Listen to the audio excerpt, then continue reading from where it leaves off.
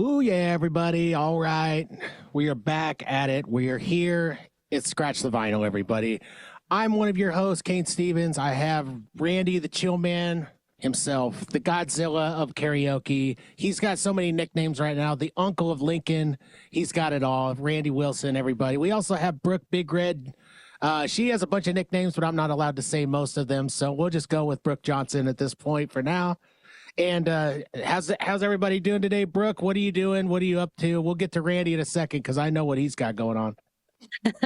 I'm doing great. Not too much, really. I mean, yeah, just can't wait for the interview. I'm excited. Yeah. Randy, Randy, our special guy, he had himself a birthday. And he's here. I can't believe he's here, but he's here, everybody, for this particular interview. Randy, how are you doing? I survived. I mean, that's the bottom line. Pretty much from Friday on, it's been a roller coaster of fun with most of my friends. And we capped it off pretty big last night out at Steve-O's Bar. Big shout out to Ben and Steve for hosting a really nice party for me last night. And a big shout out to all my friends that showed up to sing all night long. And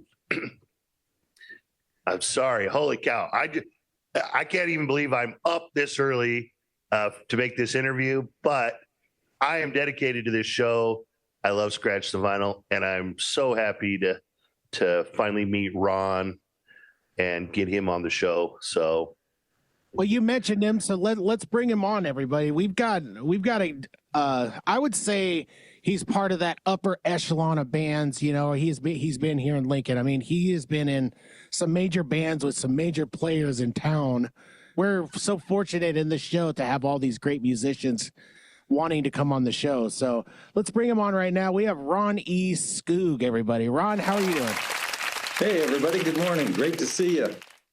So, Ron, you were in a plethora of bands, and you've played with some people. I know you had a brush with Pasty Jenny, even, which is funny because all of us have a weird brush with Pasty Jenny. You know, mine was that Stan and I, before Pasty Jenny started, Stan Liberty had met with me, and we were going to start a band. I think we were going to call it like Liquid Courage or something, right? And Stan's a unbelievable guitar player. And he finally must have sobered up or something, and then he realized, I don't want to be in a band with this guy. I'm gonna go in.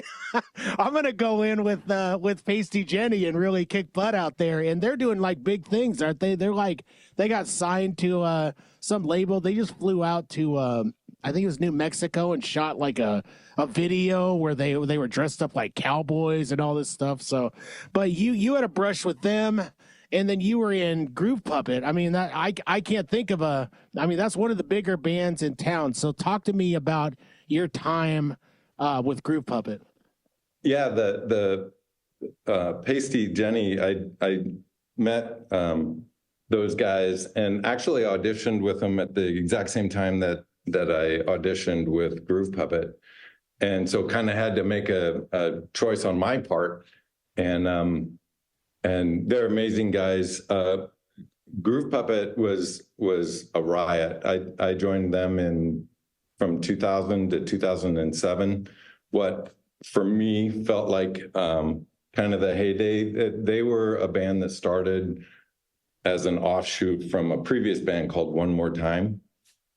And Mark Rappel, Rod Kaler, Mike DiGiacomo, Dave Williams, some of the other guys, they were just amazing. And you know, Rod Kaler is still a very active musician locally. He is an amazing guy. I have a lot of love for Rod. Mark Rappel is an amazing sax player, and Groove Puppet is still going on.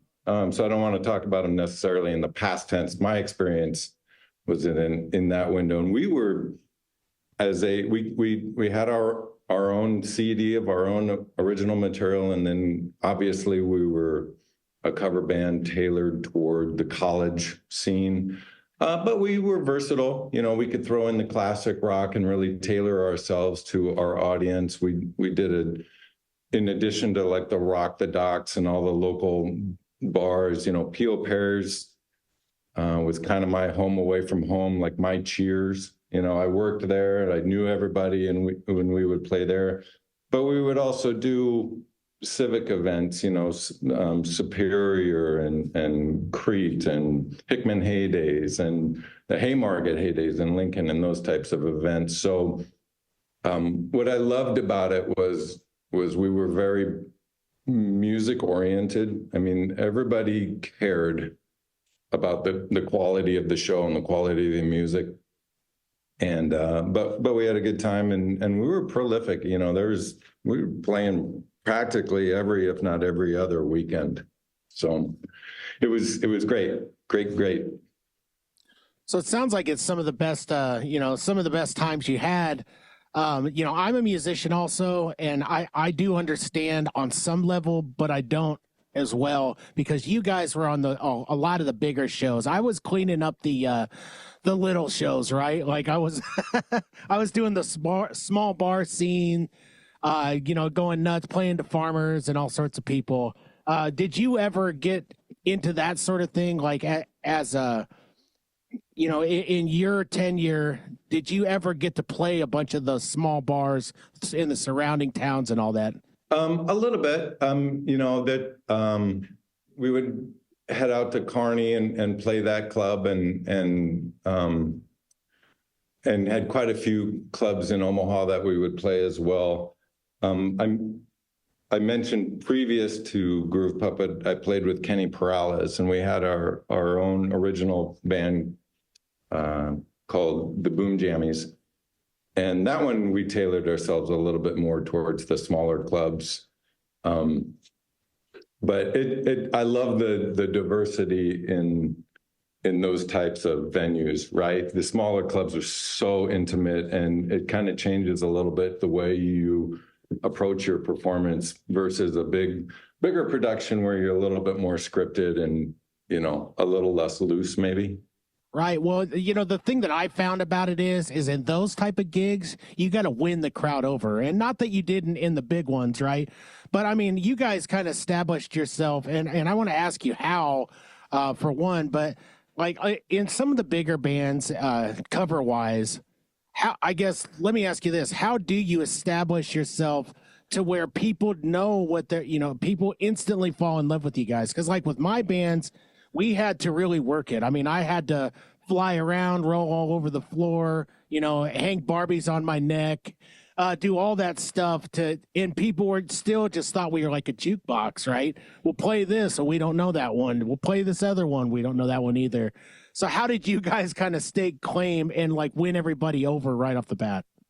You nailed it. It's all about the performance, right? That you'll have people that are very musical that are there, that are listening with a critical ear. You're people that are a few drinks in that are just there to party. So you really need a show. For us, having Mark and Mike, the horn players, sax and trumpet, they'd go through the crowd when we did the Rock the Docks before the football games at the Embassy Suites. Or what it was then, they'd go out and like stand on the wall, and it's like you said, with the Barbie around your neck, you kind of make something memorable out of it. Well, Ron, I was fortunate enough to go down and hang out with Groove Puppet 2 weeks ago down at Rock the Docks. Yes. It was like 23 years since the first time they played. Like Groove Puppet was like the first band ever to do Rock the Docks. Were you part of that then? Oh, yes, adamantly. Yep. And actually, we were pretty prolific. We'd hit at least a couple of games per season. And so those were so many memorable things. I mean, those are outdoor, right? Yeah. So some of them were getting into November, and I'm wearing gloves, and it's, barely above freezing. My hands are numb. Ron, I'm going to be honest with you. I didn't go down to see the Husker game. I went down to see your band. Yep. Yeah. I did 45 minutes to park, but man, it was totally worth it. You guys were so much fun. Yeah. That's the show, right? I mean, that's what the venue's looking for, right? They're having live music so that they can increase their attendance. So that's the name of the game. it's the variety of songs. You guys could cover so much stuff. Like all of it crowd pleasers. Everybody gets into it. I just love the variety of a lot of the. I don't know. I think a lot of the songs you guys did they weren't covered by everybody else, but they were radio hits that everybody loved. Yeah, and that's what drew my interest to the band. I've pushed myself as a drummer my whole life, just moving on to the next thing, and let's learn the next thing, which is why I'm now here in Phoenix, Arizona, predominantly a jazz player and also a Christian music player. But I grew up mowing the lawn, listening to Led Zeppelin, and I was a huge Bonham and Motley Crue, and that was my genre growing up. And so what I loved about Groove Puppet was they would do stuff like Dave Matthews Band. I'm a huge Carter Beauford fan, and that is not easy to play, so you get a little bit of the party mixed in with the technical, and it pushes it keeps you on your toes. I do have to bring you back to something I heard you say. So Kenny Peralta, I went to high school with Kenny. He's so good. What a phenomenal musician. Yeah. I try to follow his stuff. He seems to travel around a lot, but when he's in town, like periodically, he'll just show up and he'll call me and we'll just go hang out and just get crazy. And then I won't hear from him for like 4 years. But man, he's infectious. Like hanging out with Kenny is just like a good time. It is. I had the pleasure to meet him. I don't remember even how we met the very first time, if it was a referral or where it came from, but I had, in that evolution, I was looking to go on to the next thing, and I kind of wanted to do an all original music thing, and Kenny and I got hooked up together, and then we met Jeff Chartier, who's the bass player with AM/FM.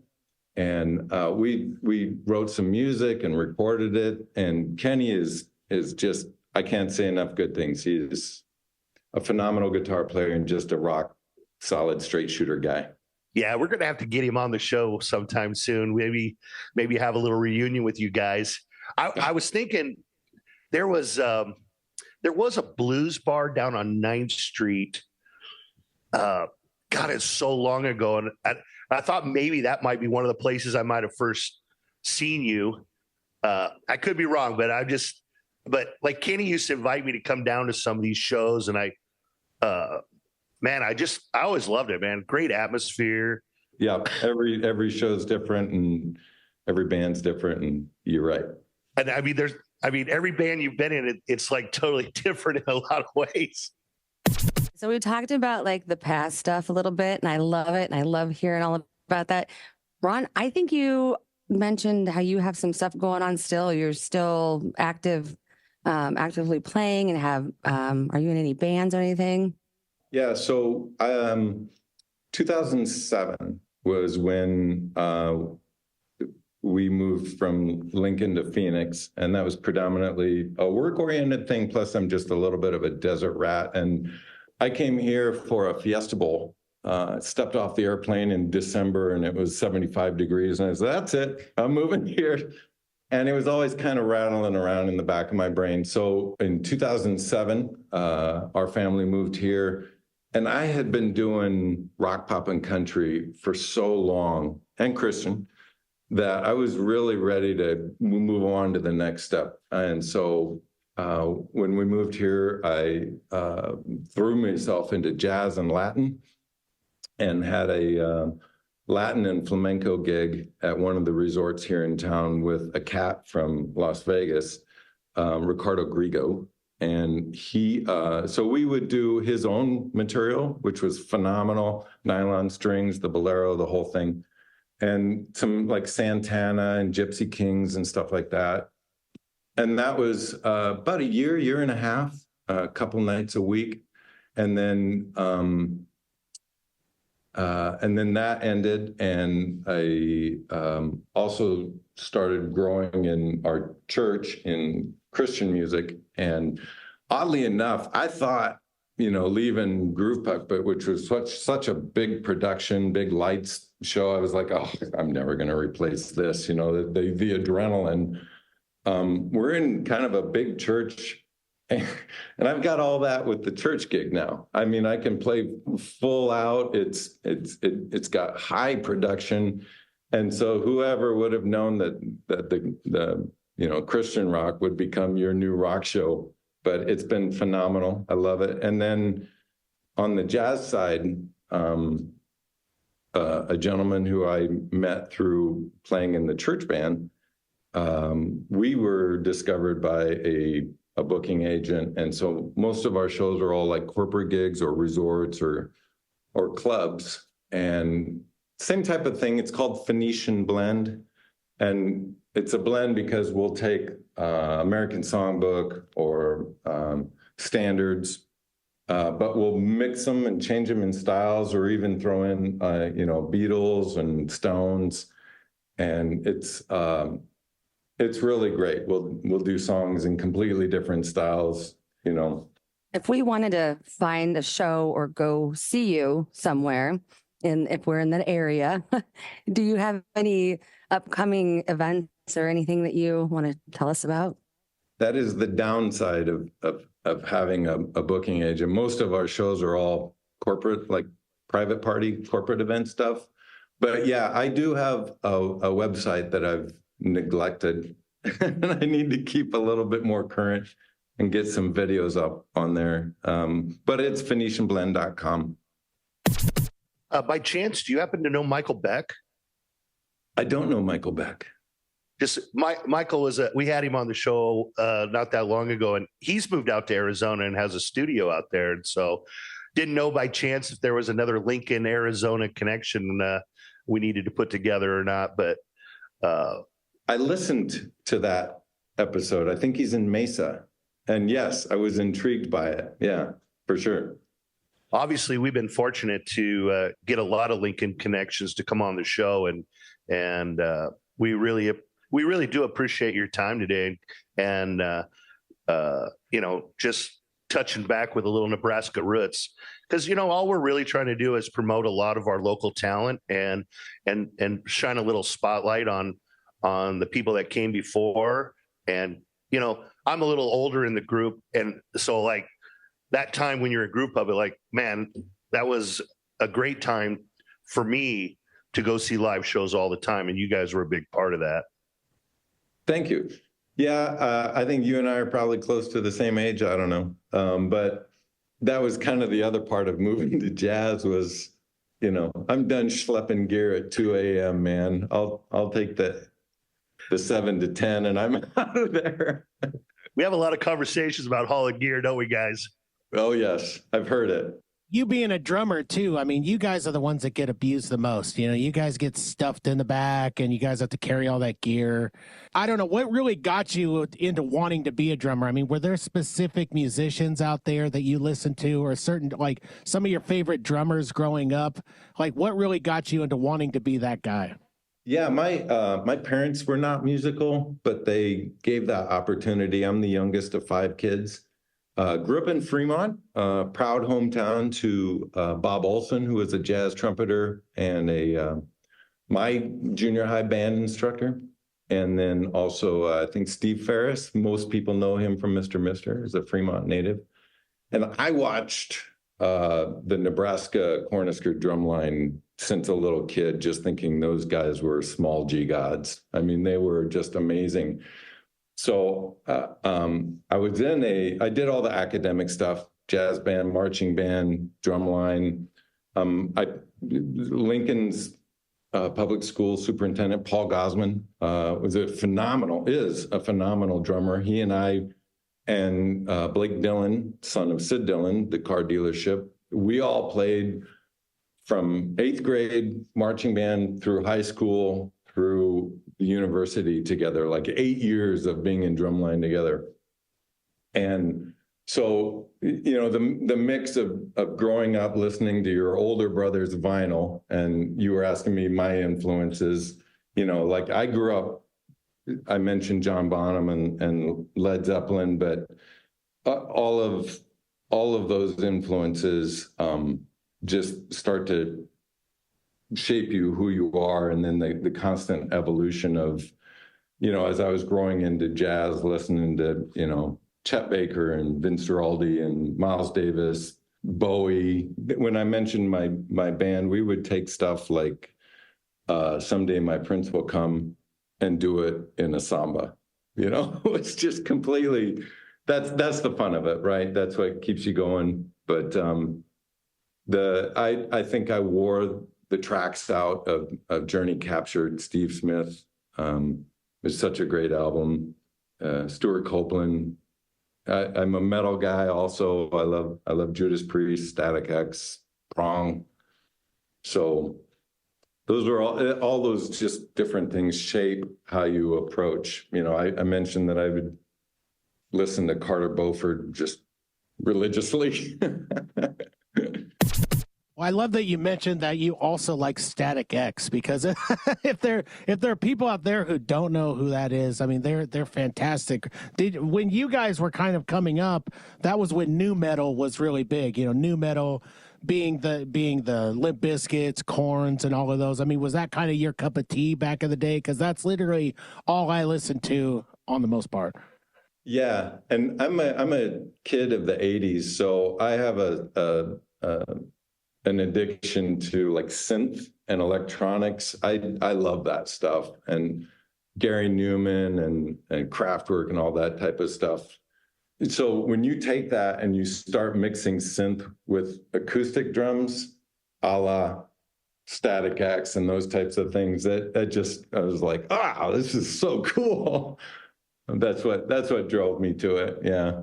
When they had the best tagline in the business, which was "Keep Disco Evil," and that's what they did, right? I mean, like, if you could think of the devil's disco, you put on Static X, you're like, yep, that's the one. That's it. Yeah.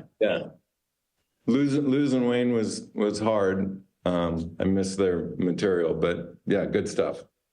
They got a fantastic guy now, who he does the zombie persona of Wayne, and they seem to be doing really good as a band. I haven't seen them yet, but it is on my bucket list very soon of going to see Static X again. I saw them many times before, and they were always easily one of the best acts, even if they were like one of the first. So I don't remember who I was talking to, but it was somebody that had actually met them as they were on tour and everything, and she said they were just the coolest guys, just easy, right?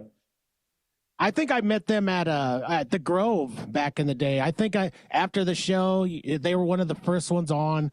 They came out and hung out with people, and I was just a stupid, chubby kid, into metal. And of course, I walk up to all of them, and I think that they're going to give me the time of day, but they actually did, right? They were really cool, and those are the memories that you really get, especially coming up as a music fan, is with those smaller, more intimate clubs where you get to actually hang out with the band, buy them a beer or whatever. Yeah, I was down in Kansas City playing for this is in the Wayback Machine when we were the Big 8 conference, and I was playing the Big 8 conference basketball tournament, and the hotel that the pep band stayed at was across the street from their convention center, and the Cult and Lita Ford were there, and I just saw from my window that all the tour buses were parked out there, so I just went down there and hung out and just like stood by the door. And Ian Astbury and the whole band came out, and that sticks with you when somebody will stop and talk to you as a fan. It's just, that's the difference, right? And so I've always tried to keep that same very open, very congenial. One of my favorite memories with Groove Puppet was we played, I think it was like Superior, had a big city festival. And we were playing, and the bartender walks up and hands me an 8.5 by 11 piece of paper while I'm playing. It says basement 5 minutes because there was a tornado warning. So we all had to stop and went down and sat in the basement for a half an hour and came back up. And then, everybody hung around. There were limited options to do that night. And so we just kind of picked up where we left off. But at the end of the show, there's like this 10-year-old kid who I'm just some local band guy. I'm not a recording artist person, but he was fascinated and he was entertained and wanted me to autograph a stick for him. And so it's being that approachable guy, right? Being that you're fostering the next generation of musicians by how you react to people. Well, now seems as good a time as any to roll the tape, let out those great sponsor commercials, and let you guys just bask in the glory of these awesome ads and these great sponsors. So don't go anywhere, stick around, and we will be back with our guest, Ron E Skoog, here on Scratch the Vinyl.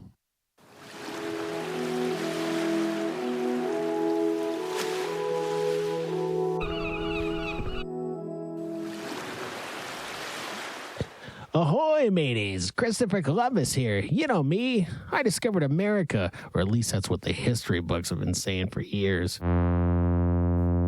Anyways, I have a little confession to make. My compass quit halfway through the trip, and I got lost at sea on the way there. Ahoy, Captain. What direction should we point the boat? Shut up, you fool. I'm in the middle of a commercial here. Anyways, what was I saying? Oh, yes. When we arrived on land there, the natives were all decked out in their cool Viking gear. They said these big, smelly, bearded guys came, hung out, then split with all their cool stuff. Hi, it was a weird day. That could have been our cool stuff. We could have claimed all this great treasure and all this pirate's plunder. But, sir, how will we steer the boat if we don't have a compass? Well, this next trip is going to be different. I'm heading to Sly Ink Tattoo to get a compass on my hand. After that, everything is coming up Christopher Columbus.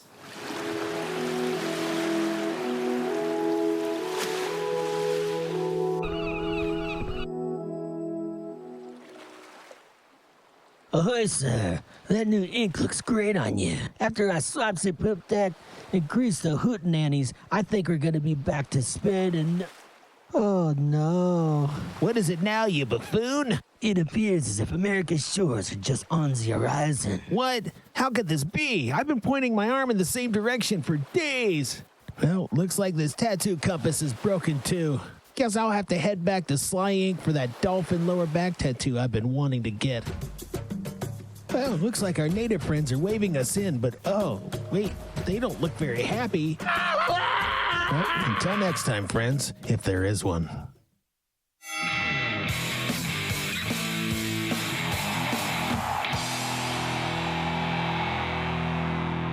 Ladies and gentlemen, boys and girls, get ready to rumble with the Ultimate Beard Care Showdown. Introducing our headliner, the one, the only, Squatch. Oh, yeah, Mean Jim. Squatch in the house, and I'm here to tell you about beard products that'll make your whiskers the talk of the town. If your beard's ready to take on the world, you need the power of our beard balms, butters, and oils, brother. That's right, Squatch. Let's kick things off with the Beard Balm of Legends. This beard balm is like a body slam for your beard. It tackles those wild hairs and smooths them out, making your beard look like $1,000,000. No sweat, brother. What's the scoop with the beard butter? Oh, brother, it's a game changer. This butter makes your beard softer than a cloud and as easy to manage as a well-oiled wrestling machine. Plus, it's got a scent that's as sweet as victory. Oh, yeah. And let's not forget the beard oil. The beard oil is the final knockout punch. It hydrates, shines, and smells like a championship belt made of cedar and pine. Your beard will be the 1, 2, 3 of any match. Where can our fans score these unbeatable products? You read my mind, brother. Head on over to elegantsasquatchco.etsy.com and grab your beard gear. And listen up. Use the code SUPERSHOW and get a jaw-dropping 20% off. That's right, 20% off. Your beard's about to go from zero to hero, brother. That's elegantsasquatchco.etsy.com and use your code SUPERSHOW for 20%. Don't wait, make your beard the ultimate champ today.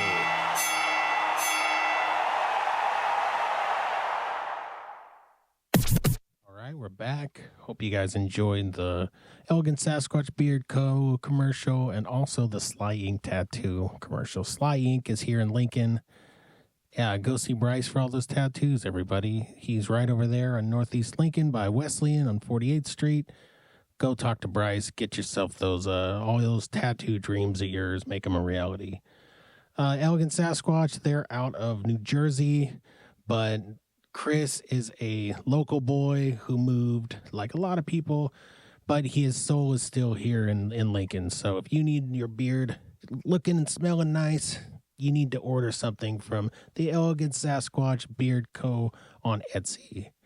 Also, we have Roots Music Shop. Ryan is phenomenal. He's the best. He's an awesome owner, and he's a good friend of mine.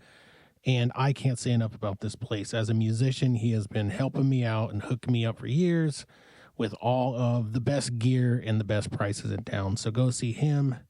And now let's get back to Scratching the Vinyl with our guest, Ron E Skoog, the drummer formerly of Groove Puppet. And it's the craziest thing that is top of your head that has happened, where you're just like, what just happened right there? You know? Yeah, I would say the Superior, Nebraska one was probably one of those. I had the most surreal moment when my wife and I were first married. We rented a house on 13th Street, South 13th Street. And this was when I was playing with Sean Benjamin, right? And Sean's other blues band had a hearse that they would take to live shows. And I'm out one Saturday mowing the lawn, just, being a homebody. And the hearse drives by, and there's Sean in the window waving at me. And it was almost surreal, like slow motion, like a cartoon. I was like, did I just see Sean Benjamin in a hearse waving at me while I mow the lawn? It was weird. But yeah, the tornado event in Groove Puppet was one. The other one was we never used in-ear monitors. We just had regular wedges. We played an event at I don't even remember what it was, but it was on the practice field north of the stadium. And at the opposite end of the field is the field house. It was a big giant brick wall. So the mains, every time I would hit the snare, about 2 seconds later, or 1 second later, the reverb would come back. So I was hearing myself constantly in echo. Boy, you want to talk about a mind game, right? Where you're trying to ignore the reverb, trying to ignore the echo.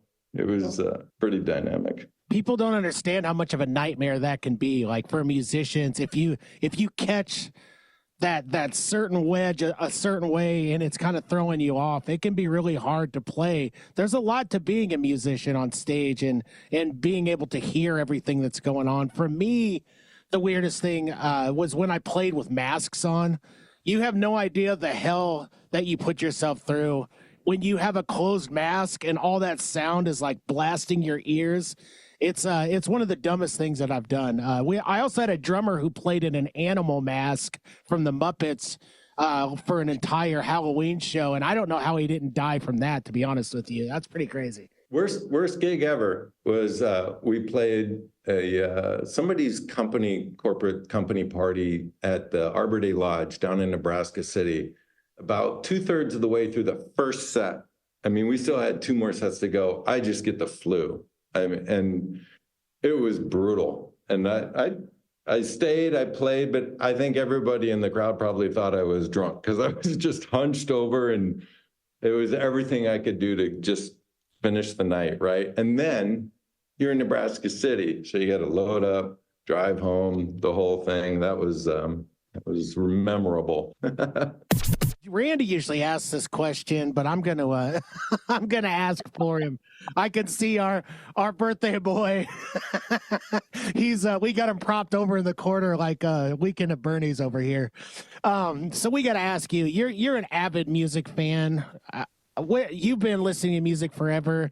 I mean, what do you got in those crates of yours? I mean, do you have a bunch of 8-tracks laying around? Do you got cassettes? What do you have? I mean, what's your big collection? Is it CDs? What do you got in your vinyl collection? Do you have any vinyl? I used to. I had my very first album I ever owned was ZZ Top, Del Guayo, and then Van Halen, I think it was Fair Warning, what came in right after that.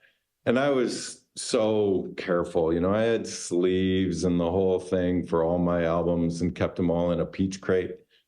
And so I had the vinyl all the way until we moved to Phoenix, and then I gave the vinyl to my son. So I'm passing along the love. I had a Denon turntable, and so our son, who lives in Lincoln, is now the proud owner of all my vinyl. And it, like I said, it was diverse. It was everything from new wave pop to classic rock to, you know, I hadn't gotten into jazz at that time, so it was mostly those genres. But I love all that 80s music, 70s, 80s. That was my wheelhouse. Are you more of a The Cure type guy? You don't strike me as a The Cure type band guy, but what was your you mentioned what Kraftwerk earlier? I will tell you, I had as a drummer, I always had to have a vehicle that would haul drums around. So I had a 1975 Ford Pinto wagon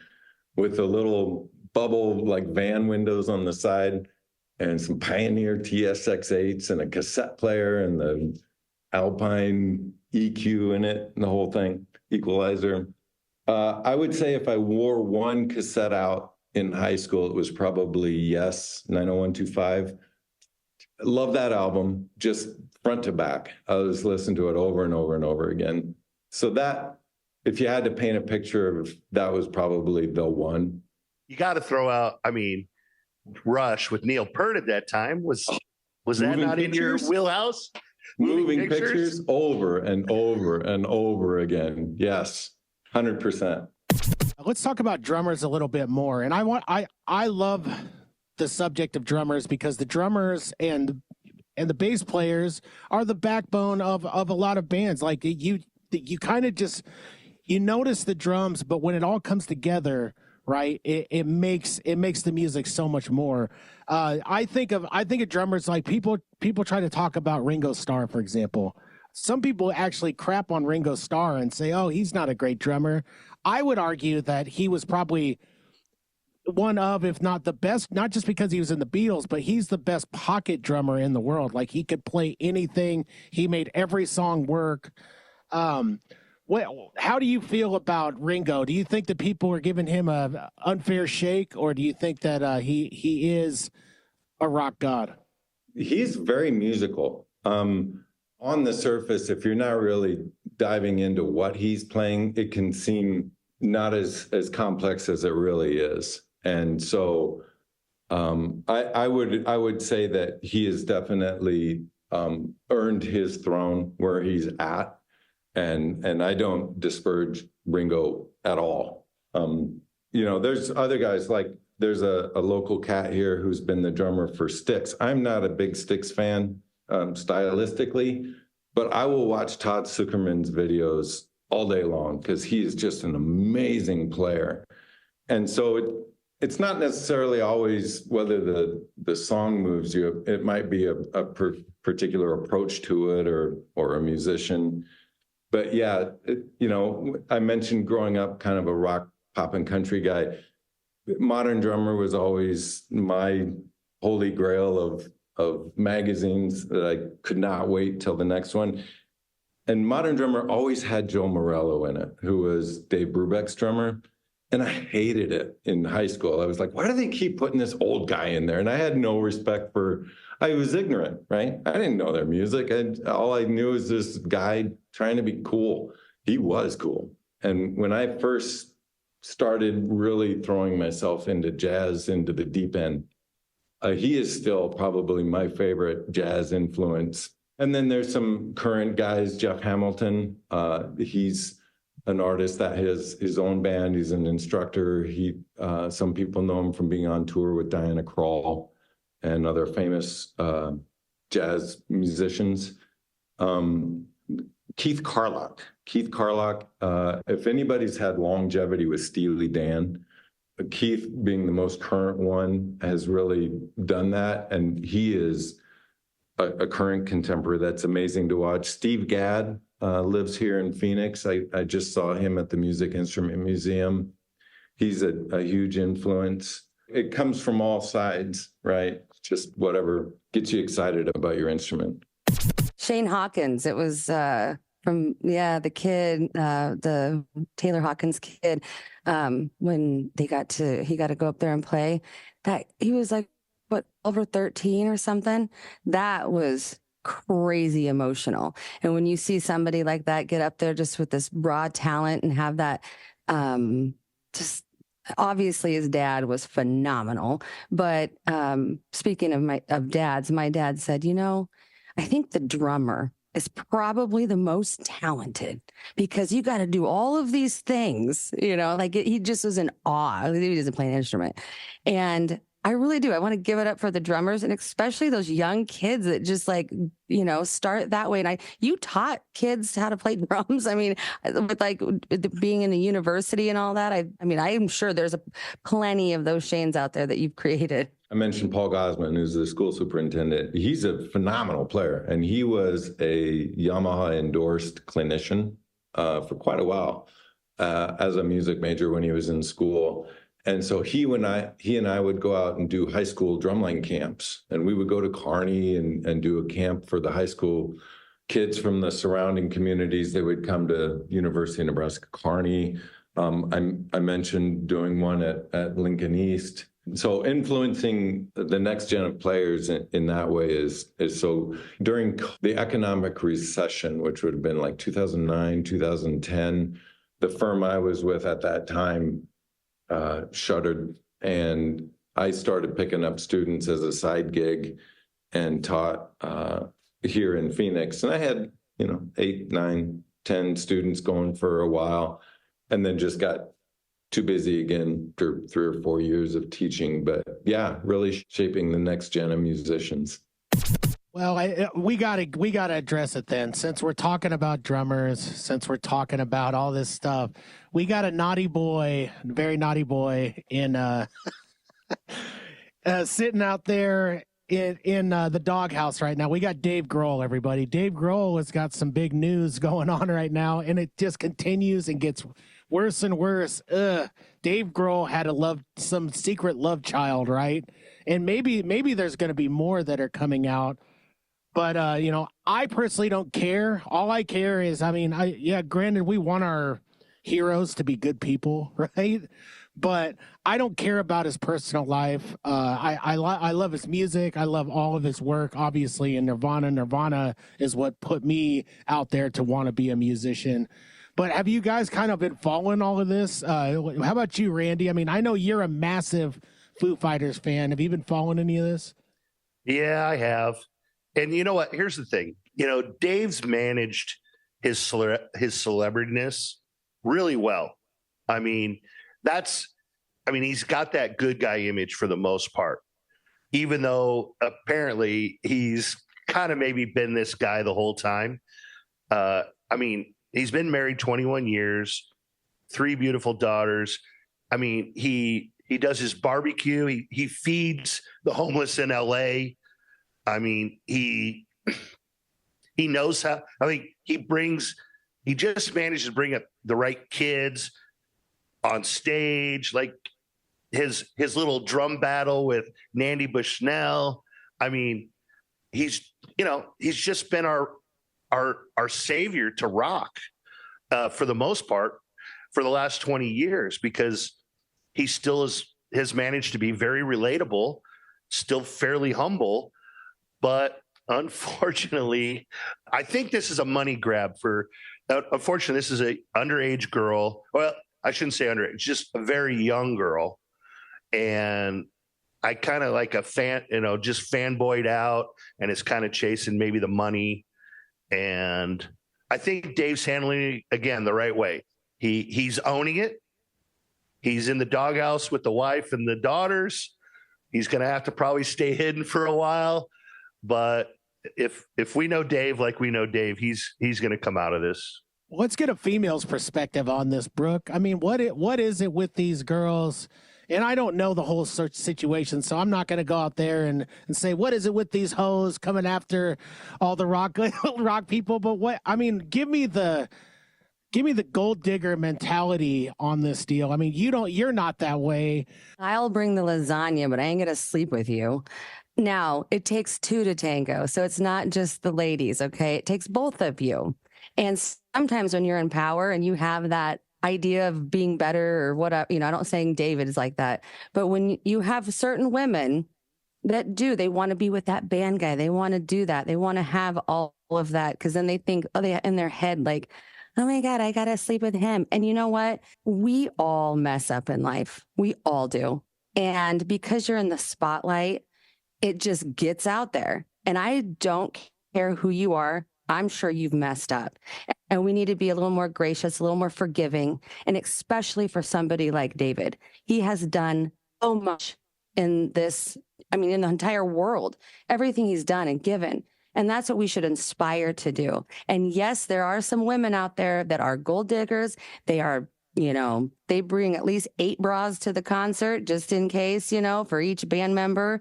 There are so many people like that, but there's men the same way. But I'm just going to say, with this whole thing, I think I have to do a couple maternity tests. I don't know if some of the kids are mine. I want to ask Ron, because Ron, you're a good looking guy. I mean, a guy like me, even, like with a face like this, I can't even get my own mom to love this face, But a guy like you, the women are probably throwing themselves at you guys. You guys were in big bands in town. But the point of this is that women will throw themselves at people who they think are talented, no matter what. And I think that that's flattering. I think that's awesome. As a married guy like myself, you really have to be grounded and have a lot of trust. I was lucky to have a wonderful female in my life who trusted me. I did what I was supposed to do. I didn't act a fool. But she understood. She got it. Like, I can't just like push people off and be like, oh, you're disgusting. Right. You have to like mingle, but you don't have to sleep with them either. Luckily, I don't have any secret love children, at least that we're aware of at this point. So. Okay. So when I dated a musician, and he told me, he said, this is a performance.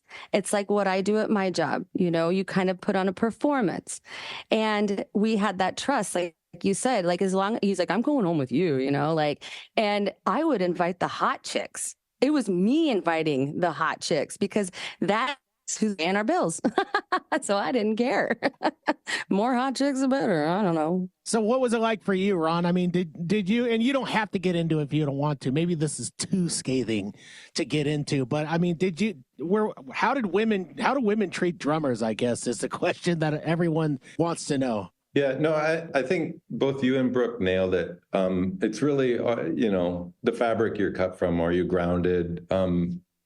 Because the temptations are out there, and it's how you approach your craft and the performance and all of that. And really, what is your end game for why you're performing? Is it because you're seeking something different, or because you truly love what you do? And like Brooke said, it's a job.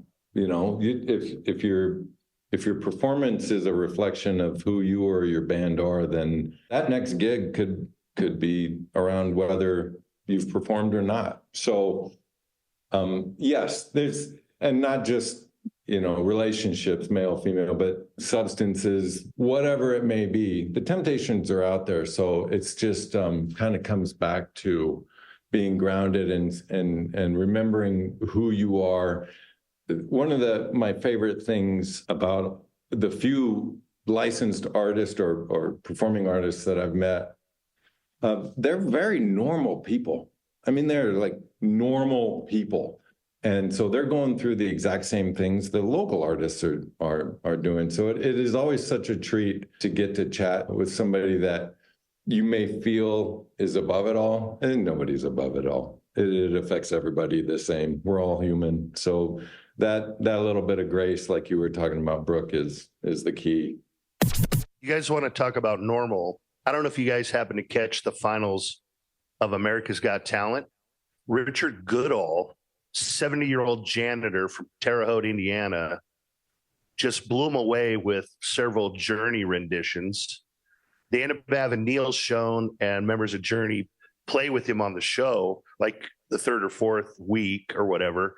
But here's this just simple, humble, normal, everyday guy that is a janitor at a school, got basically talked into doing scared to death to do a tryout on America's Got Talent and wins $1 million. And in the process, he got married. Like, talk about like total reward. But I know our time's coming to an end, so I wanted to kind of finish on a kind of a good note. What we're talking about is just, you know what? His love for the music is what got him there. And the American people just, like, he broke all the records for like votes. It was like crazy. When he's kind of the poster child for nice guys don't always finish last, right? He's kind of the working man's champ at this point. I mean, he might as well hold the wrestling title over his head, because he's given regular guys like us hope that you can do it, that you can be a janitor, you could just be a regular guy, you don't have to be a male model to get successful. So I think it's an awesome story, Randy. I'm glad you helped us to close with that one, because it's kind of what we needed to kind of cap off a great episode like this. And Ron, seriously, man, we appreciate your time today, coming in and talking with us on Scratch the Vinyl. And you're welcome back anytime. And if you've got anything that's coming up that you want us to promote, we'd love the Lincoln ties. We'll support you wherever you're at. But we always really appreciate everybody taking their time to hang out with us. Yeah, I appreciate that. Thank you. You're right. I think you mentioned maybe trying to get Kenny Perales on would be super cool. Rod Kaler, I think, would be super cool. So maybe we can ping them. I think they would be really fun to talk to, because they've been doing it a while too, and they're so good at their craft. Well, hopefully when they listen to this episode and they see how cool it was and how great it was to hear from you, they will be pounding on our doors. Well, thank you so much, Ron, for your time. We so much appreciate you. And we hope to catch you on the flip side sometime. But for now, everybody, this thing has to come to an end. And I know you can wipe your eyes, because we're going to come back next week and we're going to keep doing it. We're going to keep doing it. So everybody, tune in next week for another edition of Scratch the Vinyl.